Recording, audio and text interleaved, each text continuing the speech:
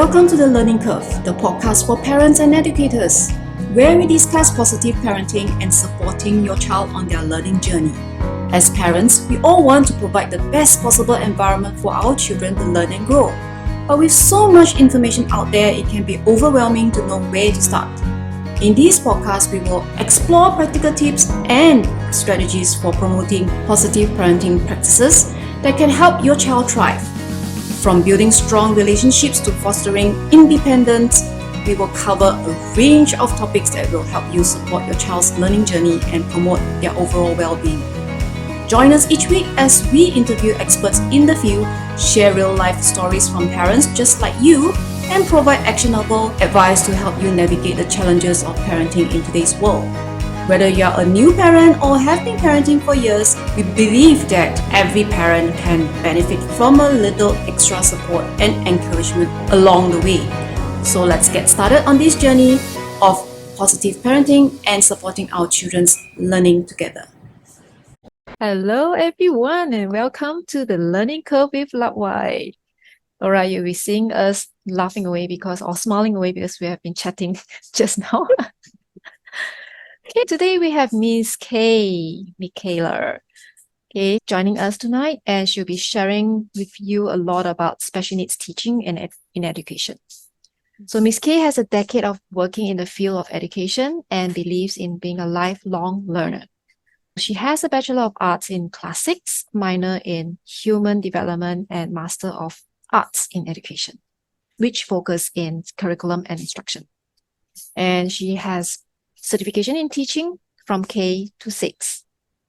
Right, as you can see, Miss K is very happy looking, smiling all the way. So I'll let her introduce herself so that everyone will get to know her better. Miss K, would you like to introduce yourself? Of course. Thank you so much for having me on for my second time. I'm so excited to be here.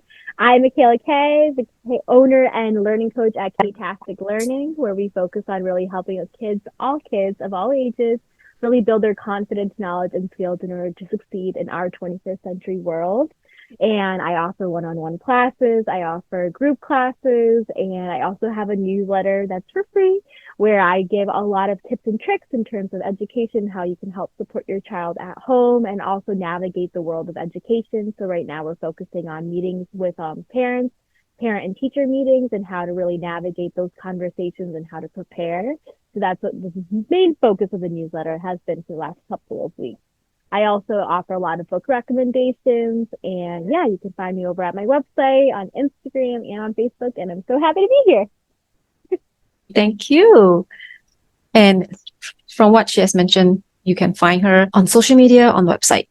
But the most important thing, I believe, most of the parents are waiting to listen and waiting to find out what are the special needs of the child when it comes to learning. All right. What I want to focus on for today's session or podcast session is focusing on special needs children. So we already understand that normal children's learning ability, there are a lot of schools helping out, guiding your child. But when it comes to special needs, a lot of parents are struggling. They're struggling, how can I help my child? And especially when most parents are not trained to teach a special needs child. So what can they do? Where can they find support? That kind of thing. They feel lost. They feel alone. So with basic fundamentals from you, like just a few guides, how can parents guide their child, special needs child at home, especially when it comes to learning? How do they guide them along the way? Mm-hmm. I think the number one thing to think of when you're working with a kiddo that has special needs is that it's oftentimes you're utilizing a lot of the strategies that you would use for a general education kiddo, a kiddo who doesn't have those sort of learning disabilities, but you're adding time, you're adding patience, and you're adding a lot of different types of resources as well. So you're utilizing similar resources to what you would utilize for a kiddo who doesn't have those learning disabilities, but you're also taking them and adding to them. So the number one thing would be to have patience. So I know that's a little tricky because sometimes in that learning environment, like, kind of emotions can build in that situation. There could be frustration. There could be kind of feelings of like feeling upset or not knowing. So coming at it in the direction of when you're teaching and working with those kiddos or your child especially, to be patient, to understand that sometimes your threshold for understanding or your threshold for your emotional ability is far greater than it would be for a kiddo that is struggling in terms of their learning or is struggling in terms of their emotional abilities, right? So the number one thing that I would consider is, one, to be patient, to take a step back in that moment when you feel like that kiddo is getting frustrated or you're getting frustrated in that situation. Just take a step back, right? And that's something that we would utilize in mainstream world, but also especially when it comes to working with kiddos who do really have those heightened needs, is just to be patient, allow them to feel those emotions and to express themselves. Sometimes we have this idea of like really wanting to make sure that the kiddo is being respectful, right? Or being responsible. So let's say a kid is getting really frustrated. They kind of start shutting down. They're not speaking. And a lot of times parents will go at it as like, well, that's disrespectful, right? And in one way, it is disrespectful to not speak back to the teacher or to not answer them or to kind of walk away from the situation, not walk away or not say anything. On the other hand, it's actually a coping strategy. The kiddo is just trying to utilize a coping strategy because in that moment, their emotion has built so much that they are shutting down. So number one is to be patient in that moment. Number two is to recognize what's going on, right? So a lot of times kids don't have control over what they're doing. It's our job to help them navigate that situation. So instead of going at it in terms of like, I'm captain of this ship, maybe have your kiddo be co-captain too, right? So in that moment of them shutting down, feeling upset, not understanding the curriculum, the material, any of that situation, not really wanting, not being in the moment or the mode to like get the work done. Number one, just be patient, acknowledge that, take a couple of deep breaths and encourage your child to do the same thing, right? So I think in those moments, really navigating the understanding of, one, their threshold for emotional ability or their emotional, how much difficulty they can sustain in that moment is going to be a lot less than ours, right? We're adults. So that's number two. So number one, be patient. Number two, understand that the threshold is different. Their threshold in that moment, right, is different than your threshold in that moment. Number three, give them some coping strategies, some deep breaths, right? Some things that I always have is I have like a little learning buddy, for example. It's a little googly eyes for those that are listening in and can't see this. It's a little googly eyed, eyeballed little ring. Also, kind of, I guess that's the best way to describe it. A little googly eyed ring carrier. You can put it on your pen. It's a little holder, but it's a little learning buddy and it's cute, right? So that's a great way to distract in that moment to help your kiddo kind of cope with that moment, that need for help, or when they're struggling with a big emotion, distract them with something fun, right? A little learning buddy, a stuffed animal, make a joke with them. Just kind of help them in that moment and think about, what would I want? How would I want someone to comfort me now? Would I want someone to just be yelling at me and saying, get your work done, or that's disrespectful? When in reality, like a lot of times the kiddo's not doing it to be disrespectful. They're just really having a big moment, a big emotion, and that's okay. So distraction is a great way to do it. Another one is time. So with patience also comes time. The number one thing that I always work with parents, especially when they're working with schools as well, is this idea that they need more time, right? They need more time to complete their work. They need more time in terms of people just understanding that like sometimes they're going to need more time, some more help, right, in order to complete a task, or some more time when they have a big emotion and they need some help like coping through it and working themselves through it. So that would be another part when it comes to kiddos with special needs and how to best support them, utilizing those strategies of coping, deep breaths, a learning buddy, a distraction, a stuffed animal.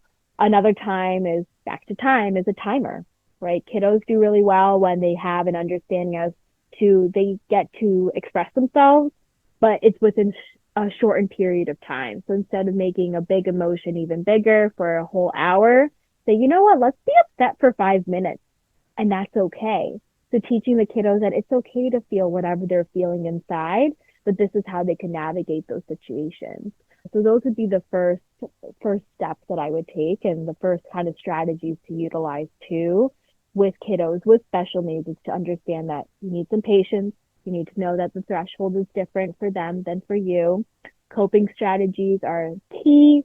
You want to really help them, in those moments to guide them as to how to cope, but also use different methodologies such as distraction or using a timer or just telling some funny jokes and helping them work out of that system. Going back to this idea of like, what would I want in that moment? What would be helpful for me?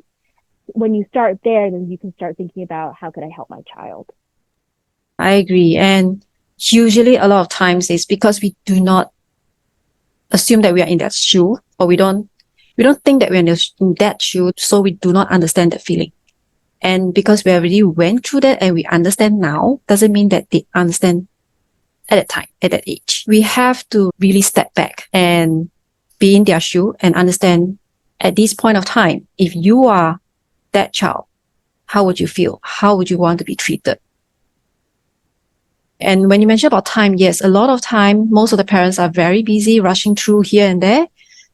That's why I guess they miss the point of validating the feelings of the child, because you want to rush through it. You miss the patience as well, because you just want to get it done and over with so that you can move on to another task. Well, for the kiddo, they're going to hone in on that, right? Like a lot of times when you're working with kiddos with special needs, they can't move on from a task until one is completed. So that's another thing too in that moment, right? It's like we just kind of want to get it done, move on, go to the next thing. But for that kiddo who's in that moment, like they're going to want to work through it. They might not know how, but they want to feel that sense of accomplishment of, I did it too, right? Especially if they're in like a mainstream classroom, they see all of their peers getting these assignments done, all of their peers turning in their homework, and they're thinking back to themselves and they're like, that wasn't easy for me. So they want to feel that sense of accomplishment. They want to feel like they got to do it too, rather than it's just a check off the to-do list. Because for them, that feeling of accomplishment is important, and it just might take a little longer to get there, and that's okay. And for normal mainstream kids, they already struggle how to express themselves. For special needs kids, it's even harder and more difficult for them to express themselves. What exactly do they want to do? What exactly do they feel? And what exactly do they need? So they just feel like something is missing or something is not right, but I just don't know how to say. I just don't know what word to describe. Sometimes we are also in that kind of state where we do not know how to express, but we just feel not right. I think that's why teaching them too, and I think this is really quite helpful for adults a lot. That's why I said like a lot of these strategies you would use with mainstream kiddos, you just use them a little bit differently, or you might have it a little bit more scaffolded for kiddos that do have learning needs. But for one example is the size of the problem. Like if you can help a kiddo navigate how big a problem is, for a lot of times the smallest situation could be a really big problem for some kiddos, especially for kiddos who do have learning needs. Like something like the fact that they weren't able to write their letters properly, right? And that's something that they've been working on, could really create a big emotion within them. And so now helping them navigate that, saying, okay, for you, the size of this problem, is that a 1, is that a 2, or is that a 3?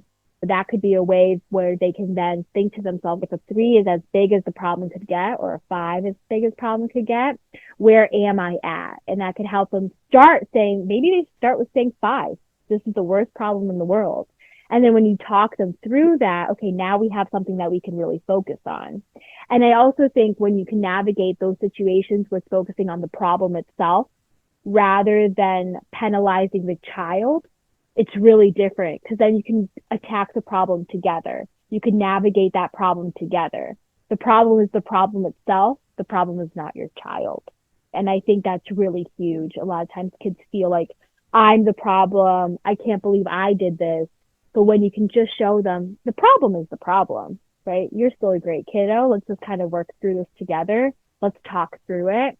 that could be something that could help them really feel motivated in that moment, or just help calm them down and help them navigate that situation along with you. I agree with that. And sometimes it's not easy for the parents, I guess.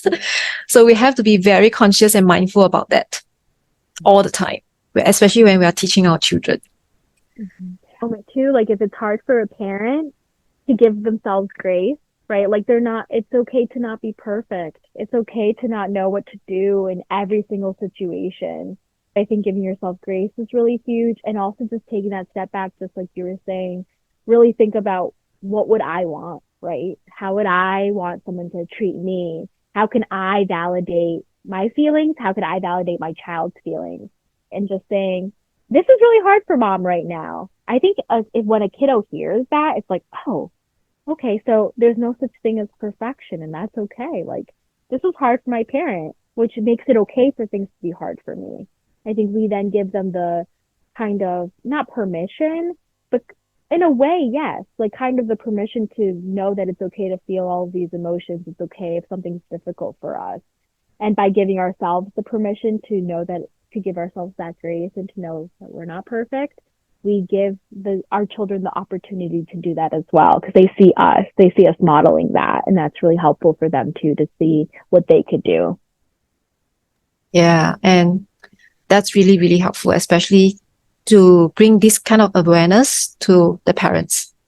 And based on your teaching experiences, like what kind of strategies or teaching methods that are the most effective for teaching a child? For example, visual is the best, or hands-on activities kind of things. So usually, how would you apply, or how would you use these different methods that can generally work with most kids? As you said, I love visual aids. I think they're really quite helpful. So when I have, like, there's a size of the problem anchor chart paper that I use. So when a kiddo's really, really in that moment, I bring out that anchor chart, because again, then you're focusing on the problem, right? Rather than the child thinking that they are the problem is the problem itself. So using visual aids to really help them recognize or voice what they're feeling is important. Some other times I've had flip charts, right? Just flipping to a number and saying, I'm on red right now, which means, and you've like pre-discussed this, you've created these index cards or this flip chart with the child themselves, because each child is different in terms of their ability or their capabilities, or just like how they respond to situations. So another thing is like a flip chart of saying green, yellow, and red. So for example, red is like, you know what, I need some time to myself. Maybe that's where you incorporate a timer. So I love using timers as well when it comes to like, to specifically navigating like a big emotional reaction to a situation, is allowing a kid to feel that emotion, but also knowing, okay, let's do it within this threshold. So that way we can move on, right? We can focus on what we should focus on. So like after we work through that emotion, let's go back to that task and try to work through it or complete one more problem. So flip charts, visual aids such as anchor charts are really helpful. I also think like those colors are helpful. So even just, again, a flip chart with red, green, or blue, or little, a little googly eyed learning buddy that's red, green, or blue. And again, if the kiddo needs it, then they have it right there with them. A lot of times too, for kiddos, this is, wherever they are developmentally, they might not be at that level of expressing themselves. So having a flip chart that has different emotions can then help them indicate, right now I'm feeling angry, and that's the flip chart. I'm going to flip to the angry face, right? Because then people can understand where that child is coming from and what they are feeling. I think those are really, really important. Also, as you said, I love hands-on activities. I think they are really helpful to help kids see math in action, for example, see reading in action, and then be able to really enjoy themselves through learning. Not all kids are going to sit and just really, get the most out of their experience if someone's just talking to them, right, for 20 minutes at a time. Kids want to be doing the work. They want to be kid first, right? They want their learning to be centered around them and centered around the ways in which they learn best. So I think having those hands-on activities are really important. Another strategy that I utilize is to really think about the way in which that child learns and best, and also what they like to learn about.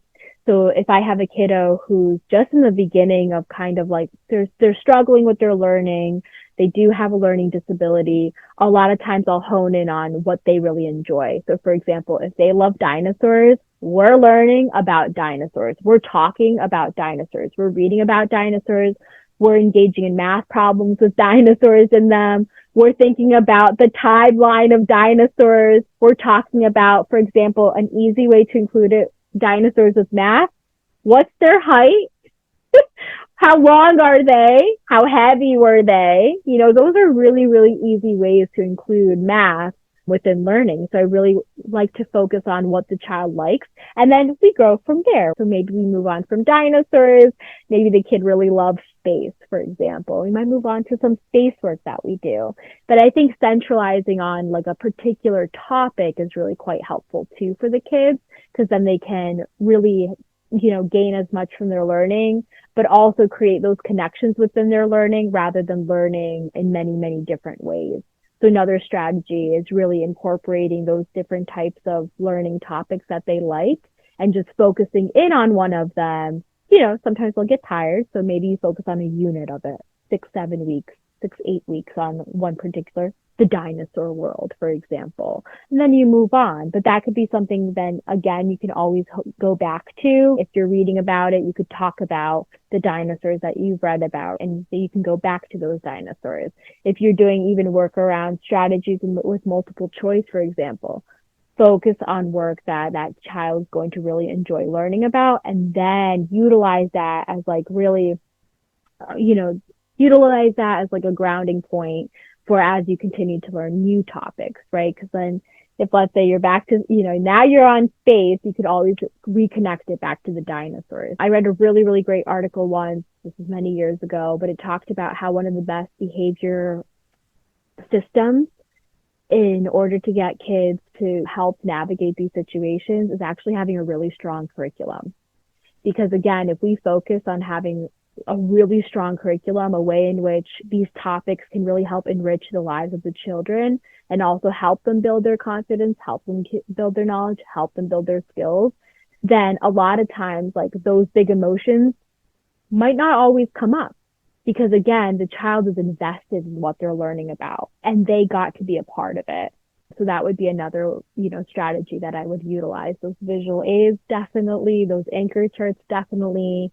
Those learning buddies, all of them. I love them all. Timers, things like that.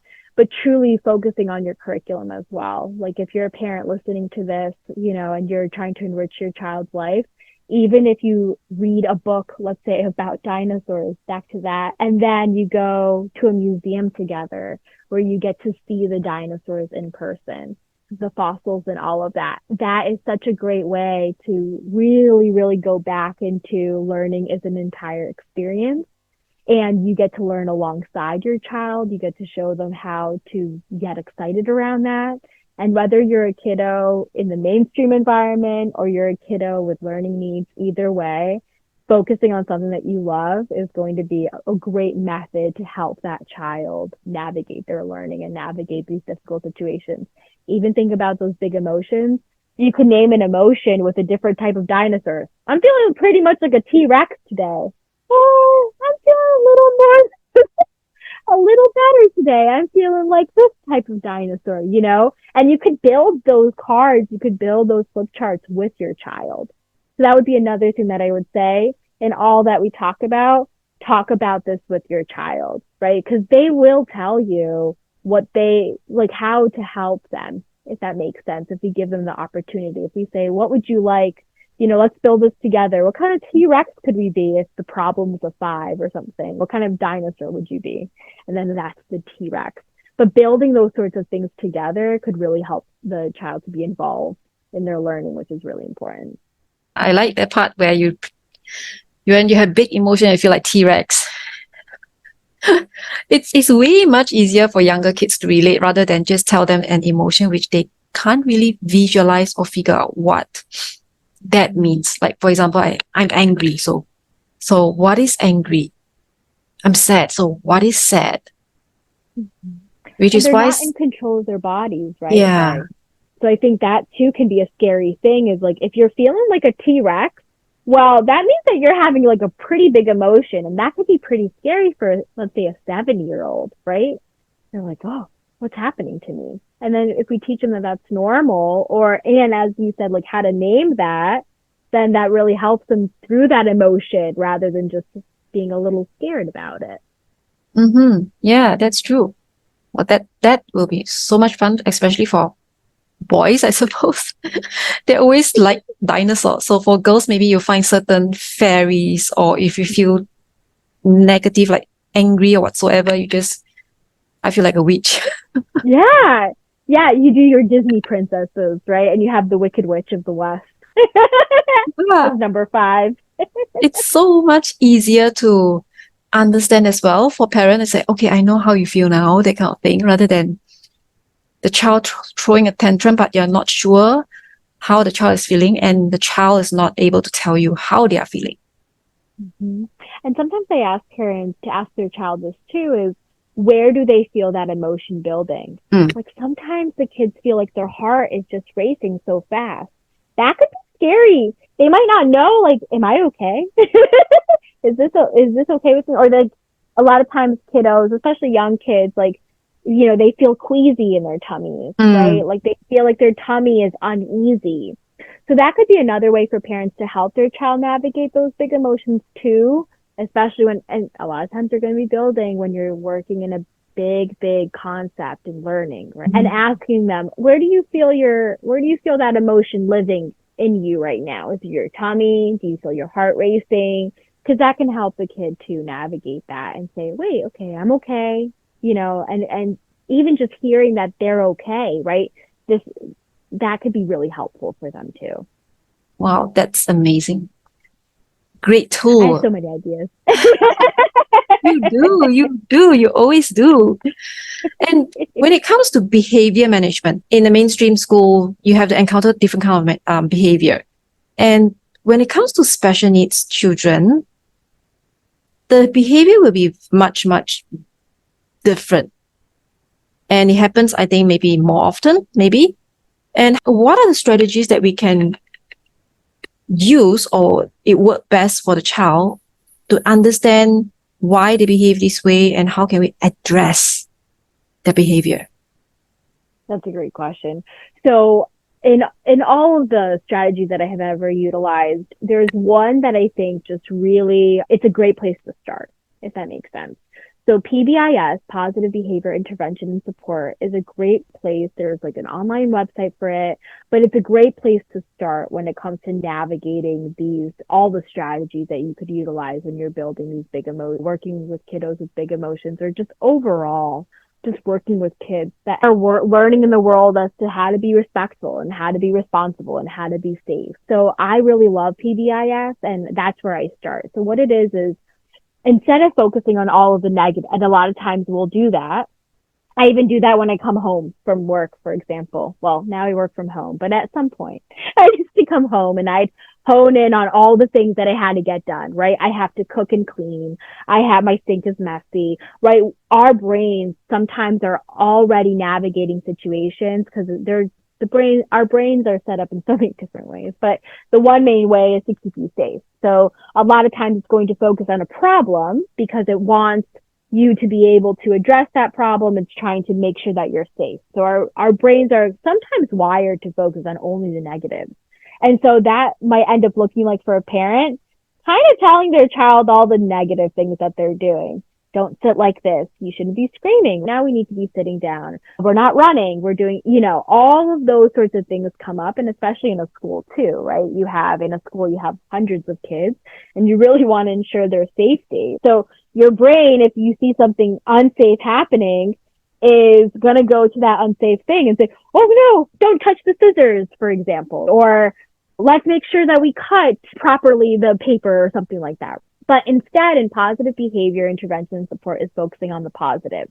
For example, instead of me coming in home from work and saying, oh my gosh, look at all the things that I have to do, I can then think positively. I had a great day at work. Or I get to go take my dogs on a walk right now. Even just that reframe of mindset is huge in that situation. Instead of saying, oh, I have to take out the dogs, it's, yay, I get to take the dogs out.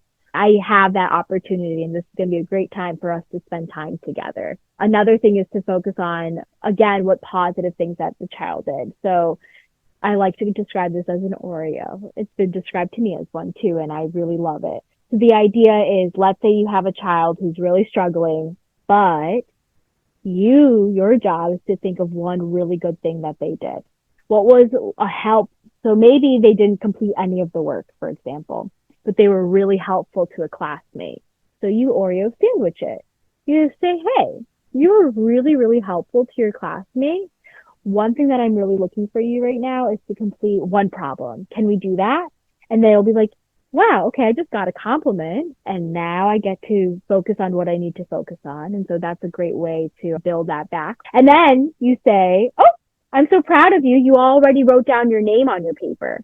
So you're really sandwiching in, that's why it's an Oreo, you're really sandwiching in like that one thing that you want them to be working on, for example, but surrounded around positivity, right? And so that helps the kid know that they're not bad. They're not always doing bad things, for example, but instead they're just being rerouted, for example, to complete a task. Another way of like actual strategies within, so that's like more of like the mindset, the philosophy, which is a big part of PBIS. But another way to think about the situation is to always compliment. For example, let's say a child is walking nicely. Great job walking really safely, and naming that for them, being safe, responsible, respectful, and being positive are like 4 pillars in PBIS. So really when you're naming those things are helpful. Hey, you were really respectful just now. Hey, you were really responsible right now. Another thing is helping them take ownership. So that's all within PBIS. So for example, show me how you could be safe. So instead of, let's say it's that kid that goes to grab those scissors, instead of saying, no, don't grab the scissors, you're like, hey, show me how we're safe with scissors. And kids know how to be safe with scissors as long as you've done the work before and to show them how to be safe with scissors. So you got to make sure you do that proactive work, that pre-teaching.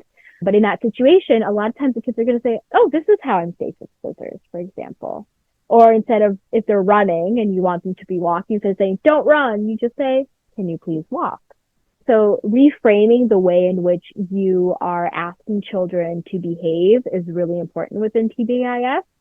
Another aspect is the reward part. So after you've reframed these situations, instead of only focusing on the negative, now we have an Oreo sandwich, right? Now we're focusing on the positive. We're building up their confidence. We're getting them excited and motivated. We then help them navigate other situations by really positively reinforcing. For example, you notice that child walking safely, you give them a sticker. So, and then maybe they put that sticker on a paper. And when they get 10 stickers, they earn a reward. A reward would be a pre-selected list of activities, for example. It doesn't need to be items, doesn't need to be all my googly eyed learning buddies. But it could be if you really wanted, or you do it in zones. For example, if you earn 10 stickers, you get 5-minute playtime with mom. If you earn 20 stickers, you get 10-minute playtime on your tablet, for example. I'm not big on tablets, by the way, everyone. So I would prefer it, but it is a reward. So that's why I offer the tablet. But I personally would prefer something more hands-on. For example, 10-minute car time with mom. How fun is that? And then they get to choose it when they want. So maybe it's right before dinner, but they earned it and you work that out with them. And so now you get a 10-minute car time with mom. And again, those rewards build your relationship with your child. So I would say when you're navigating those rewards, you could have a little rewards chart within your house. This could be really quite helpful, especially for little kids when you're trying to get them to do their chores or just simply their homework. But it could also be really quite helpful for kids that are older in middle and high school. Because a lot of times when you're in middle and high school, you kind of forget that mom's not the maid and your world isn't only your phone. So let's say you want your child to become more engaged in the community and involved in the community. Let's say you have them do a community project. Maybe they're working to create something within the community, or they're going to the park and cleaning up. Positively reward that. Instead of saying, good job, say something more with it. Great job. I'm so proud of you for being so respectful and responsible in our world. Because of that, if you do 2-3 hours, let's say if you do 2-3 hours of community service time, you earn this extra snazzy reward. You get a huge play date dinner with your friend, and I'll take you out, with your friend for pizza and a movie. Now they're earning those things. So they don't, you're not teaching them to always expect you to take them out with their friends for pizza and a movie. So they have to earn to build it. I also heard on a really cool podcast that the gentleman that was speaking said that for him, books are currency. So if his kids want to do something, they have to read a book. Did you spend 20 minutes time reading a book? Great. Now you can spend 10 minutes, with your friends playing outside or something like that. He's like, if you really, really want a new phone, that's going to be 10 books. When you read 10 chapter books, come back to me. Show me those books and tell me what you read about, right? When I read that, I was like, oh my gosh, what a great way. But I think all that is part of PBIS. Maybe he doesn't know it. But I think all of that is part of it, right? Because it's like now you're earning, you're building to earn, and you get to enjoy yourself. But again, from a parent perspective, I know your kiddos are asking you for a lot. And so I think that could be a great way to build that in rather than feeling like you have to give them everything that they want the second that they want it. Instead, helping them earn that, right? Because again, they can see the hard work that you do, and it could be more impactful too. So community service, reading as currency, or completing your homework, getting that work done. I would say though, to stay well away from giving your kids money for good grades. Agree. For example, I think a lot of times I've heard that from my students before, like, oh, I'm going to get $50 if I get an A. Something like that is really quite tricky because that's just something that's not feasible over time. I would instead, again, focus on activities that are really quite much more manageable, but also where you could build a bond with your child, or you could strengthen that bond with them and their friends, for example, like giving them that pizza time together, pizza and a movie together. I would focus more so on those types of rewards. And for little kids, I would have a chart in your house, especially if you're dealing with really big behaviors. And I would focus, doesn't mean that you're not focusing on if your child is disrespectful, doesn't mean that you don't say, hey, that wasn't very nice of you to do, and this is why. You're still calling them out on that. Kids need that. Everyone needs that. But you are spending the majority of your time focusing on the positive things that they're doing and really helping them build up that confidence, which I think is important. It is. And I like the part where you mentioned, because I've been using that. If you read the book, then you get something. And if you've done your homework, then we get to play a board game we play a game and things like that. And I see this as not only like earning what you get, it builds up the family time, the bonding time together with the child. Mm-hmm. And how do your kids feel like that too? How do your kids feel when you say that to them?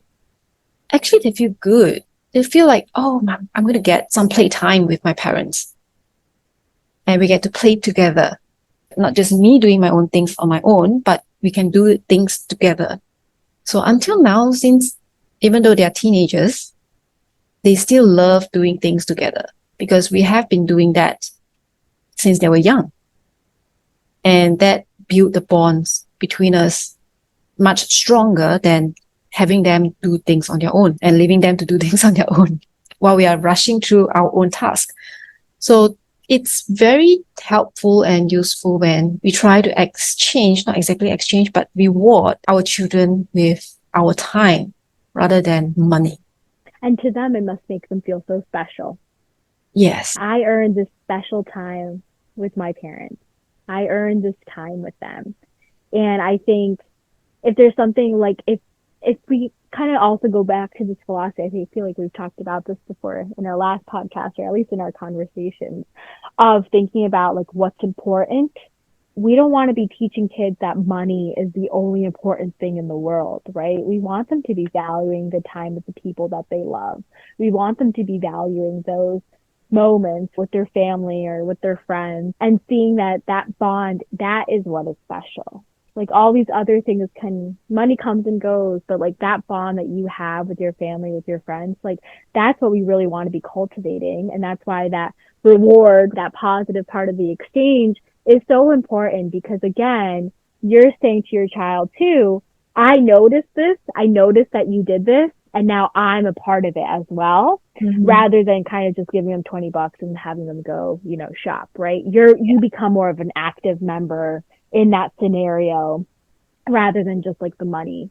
This is huge. And I hope parents who are listening able to tweak their way of like rewarding their child if you have been using money. It's not that it's totally bad. It's just that maybe that time you haven't come up with this idea. But if now you have heard of this idea and how it helps in building the bonds between you and your child, it would be great if you can tweak it to exchange for time rather than exchange for the money.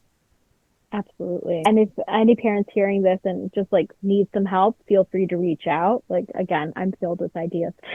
Yes, full of ideas, a lot of ideas. If you have any questions with your special needs child or mainstream child or relationship with your child, do look for Miss K. I'll be sharing her website on the show notes and Instagram link as well. So you can look for her. If you have any questions, do pop a message to her. She's really, really helpful and friendly in answering and getting to know you, answering your questions, and building the connection with parents as well. Thank you, Miss K, for such a valuable lesson today, not only for parents, but also for me as well. It makes me mindful and conscious about how I teach my own children. Thank you so much. It's been an honor. It really has been an honor. I'm so happy to be here. I love our conversations, and I love that I'm able to help others and help families really navigate this world because it's tricky, but no one has to do it alone, right? We're here to help lift each other up and help each other out. So I'm honored to be here. Thank you. Yes, we are working together as a team, and we should be helping each other rather than doing it all alone and you have no one to turn to or no one to talk to. We'll be here to help every parents if you are there and you're listening. And if you find this helpful, do save it somewhere. And don't forget to save the website and the link so that in case any question that arises, you know where to look for us. All right. Thank you, Miss K, and thank you everyone for listening in. And stay tuned for our next episode. Thank you for tuning in to The Learning Curve, the podcast for parents and educators. We hope you found our today's episode helpful in supporting your positive parenting journey and your child's learning and development. If you enjoyed this episode, be sure to subscribe to our podcast on your favorite listening platform so you will never miss an episode. And if you found value in what you heard, we would appreciate it if you could leave us a rating and a review. This helps us reach more parents like you who could benefit from our content. We also want to hear from you if you have any questions, comments, or feedback. Please don't hesitate to reach out to us through our website or social media channels. We are here to support you on your parenting journey and are always happy to hear from our listeners. Thank you again for listening, and we look forward to sharing more valuable insights and strategies with you in our next episode.